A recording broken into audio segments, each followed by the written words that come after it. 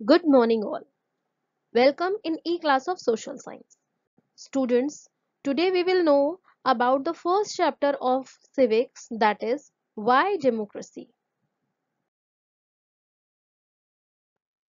So the main topics on which we will discuss, that is, what is democracy, history of democracy, types of government, rule of law, and problem of inequality. So at the very first, we will know about what is democracy. Students, a democracy is a government run by the people. Each citizen has a say or vote in how the government is run. Actually, democracy implies the rule of common people.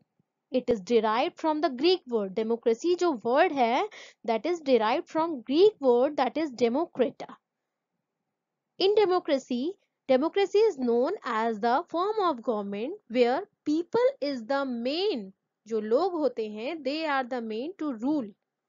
That is the ruling of the people and by the people. It is different from the monarchy and dictatorship. Monarchy में क्या होता है कि कोई भी king या queen जो होता है उसका शासन चलता है. इसी तरह से डिक्टेटरशिप में there is a particular group of people जो कि अनइलेक्टेड होते हैं, उनका शासन चलता है. But in democracy there is a ruling of people. तो in short we can say कि democracy means there is a rule of people. As a form of government, democracy is very different from the rule of a king or a dictator. It stands for people rule.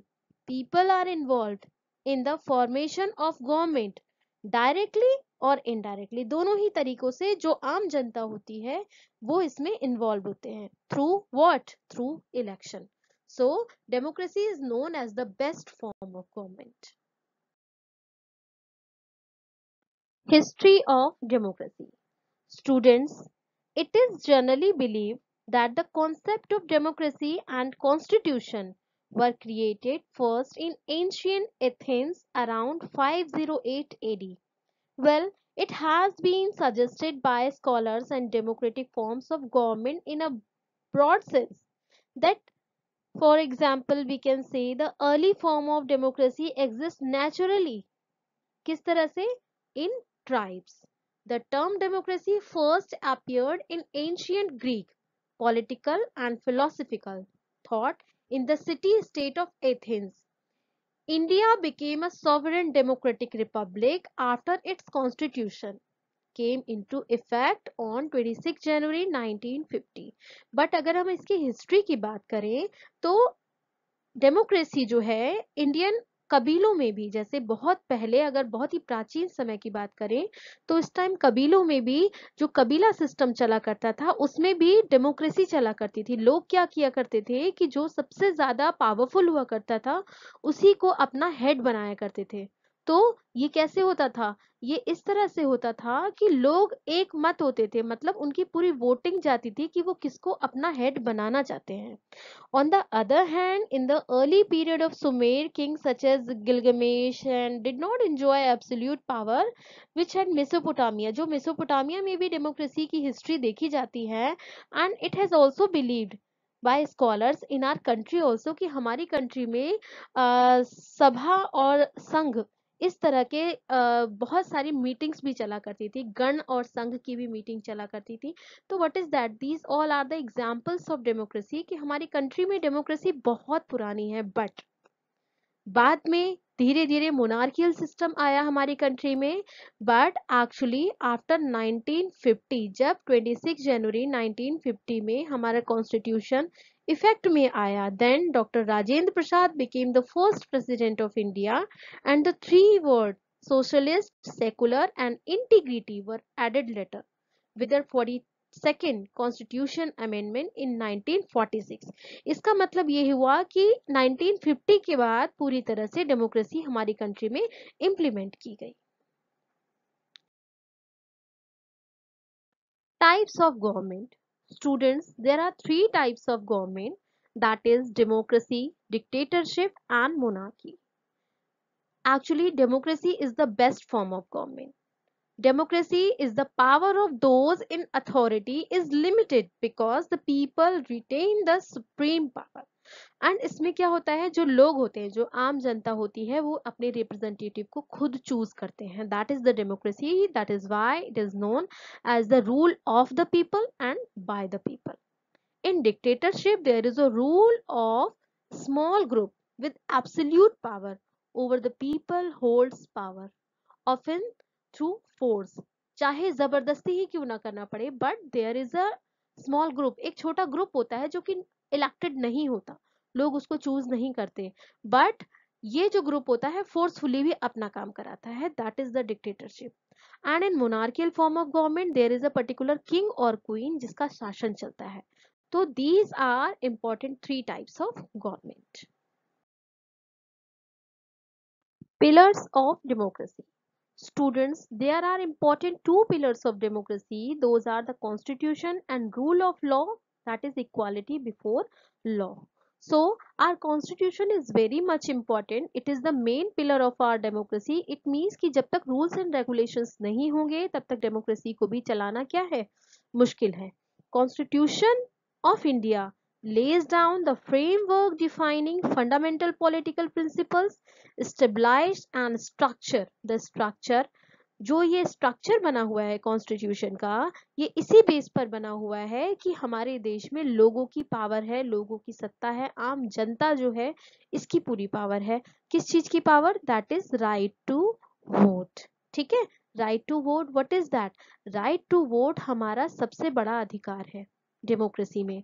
इस voting system के through हम choose करते हैं अपने representative को. That is very much important for any country कि हमारे पास जो वोटिंग सिस्टम है या फिर ये जो वोटिंग का अधिकार होता है, इसके थ्रू ही हम अपने रिप्रेजेंटेटिव को चूज करते हैं. That is the democracy. Second pillar of democracy is rule of law, that is equality before law. Students, rule of law, that is the mechanism, process, institution, practice or norm that support the equality of all citizens before the law. It means all citizens, while that person is belonging from any caste, any creed, any gender, any section of society, that person is equal before the law. इसको बनाने की जरूरत हमारे देश में इसलिए पड़ी क्योंकि कास्ट और क्रीड के नाम पर हमारे देश में बहुत ज्यादा इनइक्वालिटी थी. दैट इज वाई हमारे कॉन्स्टिट्यूशन में इक्वालिटी यानी रूल ऑफ लॉ को डाला गया. That is known as the second pillar of democracy. Students, equality is very much important for any democratic country. Secures and ये हमारे कंट्री में क्या सिक्योर करता है? पावर को सिक्योर करता है. कोई भी पर्सन नहीं चाहता कि उसको इनइक्वल माना जाए. ऐसा हमारे देश में होता था, फीमेल्स के साथ होता था, अदर कास्ट्स के साथ होता था. कास्टिज्म बहुत ज्यादा थी हमारे देश में. कास्ट सिस्टम जो था, क्रीड, जेंडर्स, इन सब में इनइक्वालिटी बहुत ज्यादा देखी गई है. दैट इज वाई हमारे देश में जो नियम बनाया गया है, that is rule of law, that is very much important.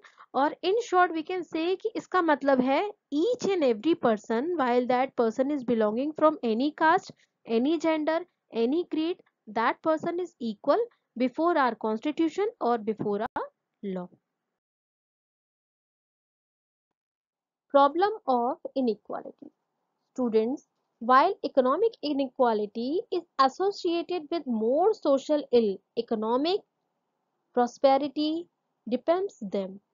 Inequality is bad for society as it goes along with the weaker society. बेटा एक्चुअली ये जो इनइक्वालिटी होती है, चाहे वो किसी भी तरह की इनइक्वालिटी हो, चाहे वो इकोनॉमिक इनइक्वालिटी हो या कास्ट बेस्ड इनइक्वालिटी हो, वो हर तरह से सोसाइटी के लिए खराब होती है. Many social backward classes, unfortunately, in our country, in some regions, हमारे कंट्री में ऐसे बहुत सारे रीजन्स हैं जहां बैकवर्ड फैमिलीज को बहुत कुछ फेस करना पड़ा.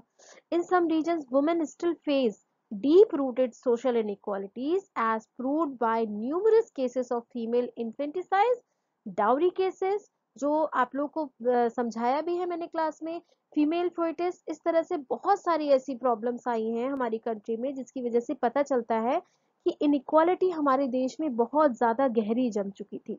When poor people are not admitted to the medical or educational institution, on account or their preserved inability to pay the fees. So what is that? That is inequality.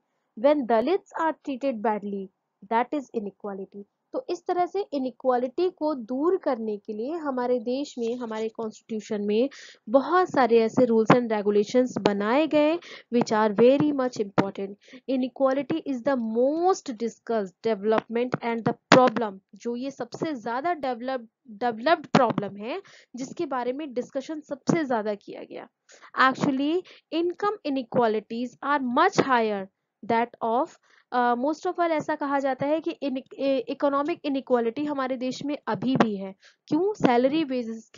Salary के basis पर हम देखते हैं कि एक ही post के लिए salary भी लोगों की अलग होती है. What is that? That is the economic inequality.